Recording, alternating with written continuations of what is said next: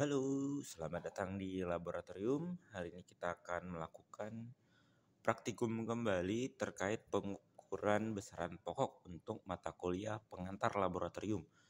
Untuk hari ini kita akan belajar salah satu besaran pokok yang berikutnya dari 7 besaran pokok, yaitu pengukuran berat atau pengukuran massa.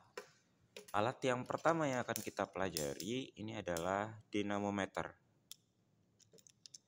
Ini alatnya ya, dinamometer. Atau kita juga bisa mengenal ini sebagai pengukuran berat, atau ini untuk namanya neraca pegas, karena neraca ini menggunakan sistem pegas. Nah, untuk alatnya ini adalah bagian pemegang, maka ini dipegangnya bukan seperti ini, tapi digantung seperti ini ya. Biasa kita gantungkan pada statif ataupun klem. Terus di bagian atasnya ini ada kalibrator untuk mengkalibrasi. Kemudian ada pegasnya, ada skala. Skala kita ada 2, ada gram, ada pula newton di bagian belakangnya. Ini untuk gaya berat, sedangkan ini untuk berat masanya. Kemudian ada bagian skalanya. Nah, di bagian dalam ini adalah penentuan skalanya, titik nolnya. Nah, itu batasnya ya. Kemudian ada pengait yang digunakan untuk mengaitkan beban. Nah, untuk mengkalibrasi alat ini, kita bisa memperhatikan ketika dia digantung lurus, apakah beban ini, batas beban ini, yang copot ini, nah ini, sudah sejajar dengan skala nolnya. Jika tidak, maka bisa diputar pada bagian atas ini. Nah, ketika diputar dia akan naik. Jika diturunkan dia akan turun.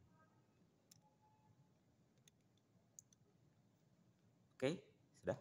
Ini sudah terkalibrasi, maka alat sudah bisa kita gunakan. Kemudian sekarang kita tentukan untuk NST-nya. NST untuk gram kita dapat batas ukur paling kecilnya adalah 100 dengan jumlah skala 5. Maka satu skalanya atau NST-nya adalah 20 gram. Sedangkan pada bagian newton, kita dapat batas ukur paling kecilnya adalah 1 newton dengan jumlah skala 5. Maka NST-nya adalah 0,2 newton.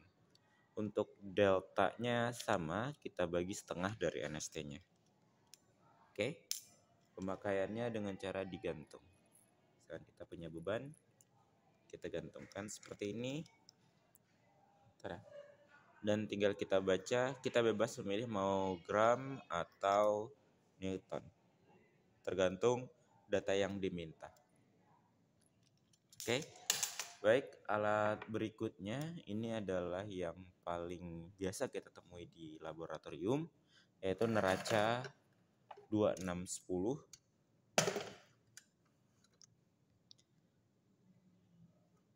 Nah, ini adalah neraca 2610 yang kita miliki. Bagian-bagiannya ini ada ratakannya, ini adalah skala kesetimbangannya. Ini juga penunjuk skala kesetimbangan, ada lengan kuasanya. Karena ini yang digunakan untuk menyeimbangkan kita untuk mendapat nilai ya, mengkonversi dengan nilai. Tatakan beban, alat kalibrasi. Kalibratornya di bagian belakangnya. Ini baut kalibrator. Oke, kita lihat dulu apakah alat ini sudah terkalibrasi. Harusnya dia terkalibrasi, namun pembacaannya perlu diperhatikan karena perlu ditambah 0,01 atau ada miss ya. Miss tersebut kita peroleh dari perbedaan berat benda yang ditimbang dengan neraca eksternal ya, kalibrasi eksternal. Kalau ini namanya sebenarnya kalibrasi juga, namun ini hanya untuk mengecek posisi kesetimbangan atau kalibrasi internal tanpa bebannya. Nah, ini masih kalibrasi non standar ya. Kalau kalibrasi standar kita perlu beban yang sudah terkalibrasi dan orang yang mengkalibrasinya adalah tenaga ahli dengan sertifikat, orang yang punya sertifikat untuk melakukan kalibrasi, serta laboratorium atau tempat yang dinyatakan mampu atau terverifikasi untuk dapat melakukan kalibrasi. Jadi tidak sembarang tempat ya. Maka ini adalah hanya pengecekan nol, atau kita bisa menyebut kalibrasi dengan beban internal. Kemudian nanti bisa juga kita coba kalibrasi dengan metode non standar yang sama, tapi kita dengan perbandingan atau dengan beban eksternal yang sudah kita ukur. Ini kondisi ini tidak stabil karena posisi saya mengambil video tidak terlalu bagus karena ini tepat berada di bawah AC. Nah, untuk pengukuran nanti harap dipastikan menjauhi posisi yang akan terkena angin atau bisa terkena AC atau jenisnya. Artinya menghindari goncangan. Namun ini adalah alat standar ya untuk di laboratorium sekolah. Maka ya masih aman ya, karena bukan digunakan untuk pengujian ya. Kalau untuk pengujian maka kita tidak boleh menggunakan alat seperti ini, maka kita lebih baik menggunakan alat yang dia safety, ada bingkai kacanya untuk menghalau angin atau apa. Biasa kita mengenalnya dari produk Bauhaus ya, dan neraca analitiknya. Nah, itu yang dia dibungkus tertutup oleh kaca. Nah, sehingga aman untuk timbangannya. Baik, kemudian yang di tangan saya dari tadi ini adalah beban tambahannya. Jadi ini ada beban, kemudian ini ada beban tambahan. Nah, karena ini namanya adalah neraca 2610, 2610 itu didapat dari pengukuran maksimum yang dapat dia lakukan, yaitu sebesar 2 kilo 610 gram. Nah, dimana kalau kita perhatikan di paling atas ini ada 100 gram, di bawahnya ada 500 gram, dan di bawahnya ada 10 gram. Ini hanya 610. Nah, 2 kilonya didapat dari beban ini. Nah, kalau beban yang kecil, ini hanya 500 gram. Tambahannya, ya, ini beban 500 gram. Tapi, berat aktualnya yang sebenarnya, ini hanya di 147,5 gram. Kenapa dia bisa jadi 500 gram? Karena ketika dia digantungkan di lengan. Ingat prinsip pesawat sederhana, TUAS, di mana ada lengan beban berbanding dengan beban ya, berbanding dengan panjang lengan kuasa, maka beban yang bisa diangkat ya ketika pada lengan yang berbeda, itu ada keuntungan mekanik. Nah, kita mengandalkan keuntungan mekanik, jadi dengan beban sebesar 147,5 gram, kita bisa mendapatkan perbandingan beban sebesar 500 gram. Nah, sedangkan untuk 1 kilo, ya seperti ini. Ini 1 kilogram, ketika digantung di ujung ya, di ujung sini, itu 1 kilogram, sedangkan berat aktualnya ini hanya sekitar, kita perhatikan, 295 gram. Begitu, oke? Nah, ini diletakkan di sini. Nah, kalau kita tambahkan 2 di bagian belakang juga ada. Ini kalau kita tambahkan seperti ini, maka bebannya jadi 1,5 kilo. Ini udah 1,5 kilo nih. Jadi udah lumayan berat. Ya. Oke, misalkan untuk pengukuran, ini setelah kita anggap sudah stabil, maka setelah diletakkan beban, kita bisa menggeser dari beban yang paling berat terlebih dahulu.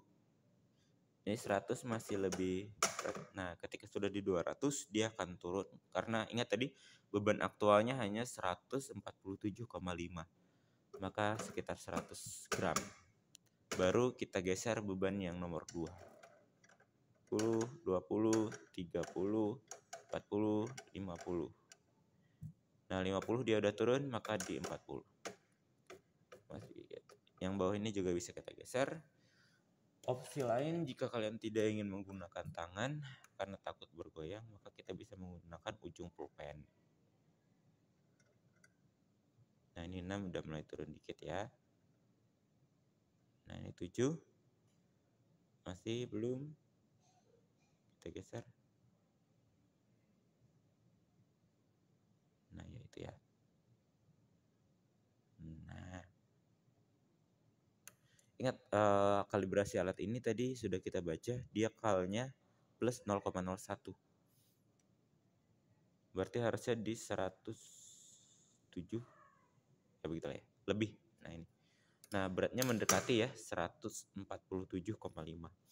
Harusnya kita terbacanya di 148,5. Ya ini kurang lebih ya. Coba ya. Di 148.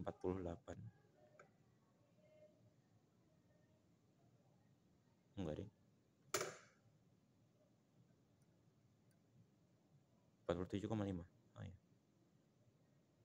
Ya kurang lebih lah dia agak stabil karena ini kondisi berangin ya. Maka tidak dapat kita membaca yang sejajar. Nah, untuk penjumlahan maka tinggal kita jumlahkan. Ini 147,5. Nah, itu ya. Kurang lebih seperti itu, oke? Nah, ini adalah alat kita untuk pengukuran berat dengan neraca 2610. Maka berikutnya adalah neraca 311. Nah, ini adalah neraca kita, neraca 311.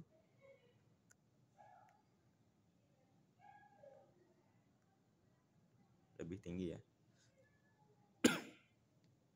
Bagian-bagiannya hampir sama. Ini adalah tatakannya, lengannya. Ini adalah skala kesetimbangan, lengan beban, anak beban. Ini adalah tatakan, pengait, kalibrasinya, kalibratornya. Nah ya. Cuman untuk lengannya, kalau neraca 2610 itu ada 3 lengan, 311 itu ada 4 lengan. Jadi lengan 200, lengan 100, lengan 10, lengan 1. Maka jika ditotalkan ini jadi 311, 311. Maka ini bisa disebut neraca 311. Oke. Hal yang sama kita lakukan untuk NST-nya ya. Oh sorry, mohon maaf ya, kita lupa NST-nya. Kalau NST 2610 set 2610, aduh masih ngeblur ya, 2610 batas ukur paling kecilnya itu adalah 1 gram. 1 gram kita bagi 10 berarti dapat 0,1 gram. NST-nya 0,1, deltanya setengahnya.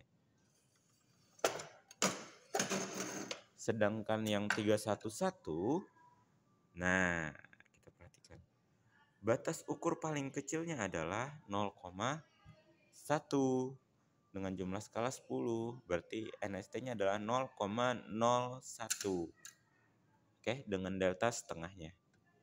Nah, ini mari kita coba kalibrasi dulu ya. Untuk mengkalibrasi pastikan semua berada di titik 0 ya.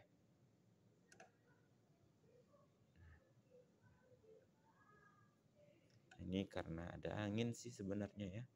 Ada udara, ada AC gitu. Nah, sama ya. Nah, untuk mengkalibrasinya kita putar di bagian kalibrator. Dia akan naik.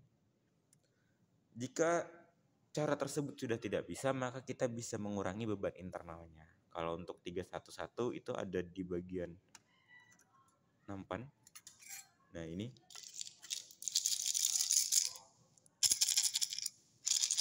Nah, di bagian bawah ini ada beban. Itu yang bisa kita keluarkan.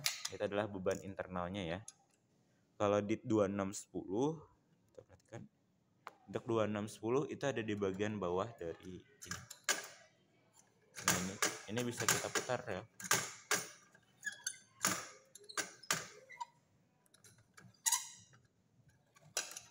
Nah, ini adalah beban internal yang ada di neraca 2610. Oke, kita kembali ke 311. Anggap kurang lebih ini sudah hampir terkalibrasi ya. Gila ya. Kondisi berangin. Oke. Ya. Masih turun sih sebenarnya ya. Ketimbang naik. Oke, ini agak lumayan lah ya. Nah, kayak ini. Nah, cara membacanya sama ya. Misalkan kita nimbang sebuah beban, kita letakkan di tatakan, maka kita mulai dari skala yang paling besar dulu angkanya. Oke, sama seperti tadi. 100 geser terus. Ini di 40 ya. Kalau 50 dia udah turun. Ini kita cari di 7. 7 kan harusnya ya. Berarti kita di 6, dia masih di atas. Di 7 dia masih ke atas juga. Tapi kalau di 8 dia udah turun. Udah di bawah. Kita katakan di 7. Tadi dapatnya 0,5 harusnya. Nah, itu boleh seperti itu atau boleh gini.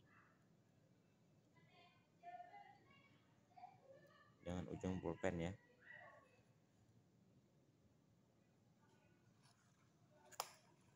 Oke, perhatikan. Goyangannya sudah mulai stabil.